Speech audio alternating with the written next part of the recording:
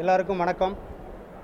தமிழக வெற்றிக் கழகத்தின் பெரம்பலூர் சட்டமன்ற வேட்பாளராக அறிவித்த தளபதிக்கும், இன்று என்னை வெற்றி பெற செய்த பெரம்பலூர் பொதுமக்கள், நண்பர்கள், வணிகர்கள் அனைவருக்கும் என் முதல் நன்றியை தெரிவிச்சுக்கிறேன்.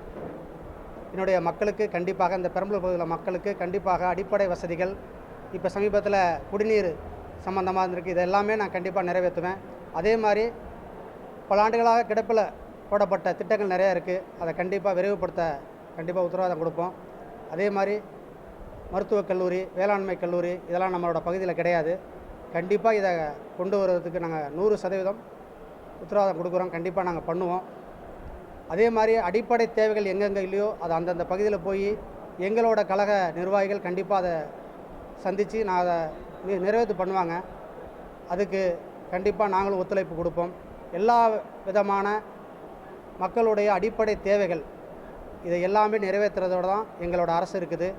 எங்களோட முதலமைச்சர் தளபதி ஜோசப் விஜய் அவர்கள் அதை ஒரு முன்னெடுத்து பண்ணிகிட்டு இருக்காரு. உங்களுக்கே தெரியும். இனிமேல் வரும் காலங்களில் ஒவ்வொரு அடிப்படை விஷயங்களும் அந்தந்த தரத்துக்கு தகுந்த மாதிரி கண்டிப்பாக செய்து தரப்படும். படிப்படியாக திட்டங்கள், எந்தெந்த திட்டங்கள் கோரிக்கைகளை நாங்கள் அறிவித்தோமோ அது எல்லாமே நிறைவேற்றப்படும். இந்த நேரத்தில் தெரிவிச்சுக்கிறேன். மீண்டும் என்னோட பெரம்பலூர் மக்கள், அவங்களுக்காக இந்த நேரத்தில் நான் நன்றியை தெரிவிச்சுக்கிறேன். ரொம்ப நன்றி.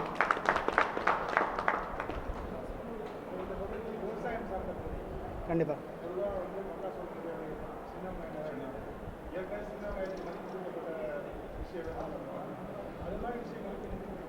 கண்டிப்பாக வேளாண்மைகள் போது நம்ம ஏற்கனவே மக்காச்சோளம், வெங்காயத்தை பற்றி பேசியிருக்கோம். நிர்ணய விலை கண்டிப்பாக நாங்கள் தமிழக அரசுகிட்ட எங்களோட முதலமைச்சர்கிட்ட இதை வலியுறுத்துவோம். கண்டிப்பாக விவசாயத்துக்கு, அந்த வெங்காயத்துக்கு கண்டிப்பாக அந்த நிர்ணய விலைங்கிறத நான் கண்டிப்பாக நாங்கள் கொண்டு வருவோம்.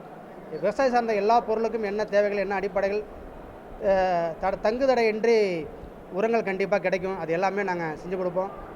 தங்குதடை இல்லாமல் குடிநீர், இது வரைக்கும் போடப்படாத சாலைகள், ஏரி தூர்வாராத ஏரிகள் எல்லாமே கண்டிப்பாக நாங்கள் கண்டு கொடுப்போம். என்ன மட்டும் கேட்டுக்கிறேன்.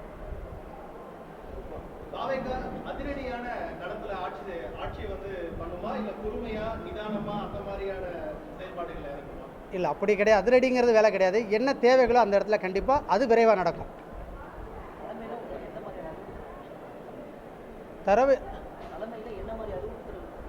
தலைமையில் வந்து எங்களோட அறிவிப்பு என்னன்னா, மக்களோட போய் சந்திங்க, மக்களோட பிரச்சனைகள் என்னன்னு கேளுங்க, அவங்க மக்கள் என்ன சொல்கிறாங்களோ அதை நீங்கள் அடிப்படை வசதிகள் எதாக இருந்தாலும் தீர்த்து கொடுங்கன்னு சொல்லியிருக்காங்க.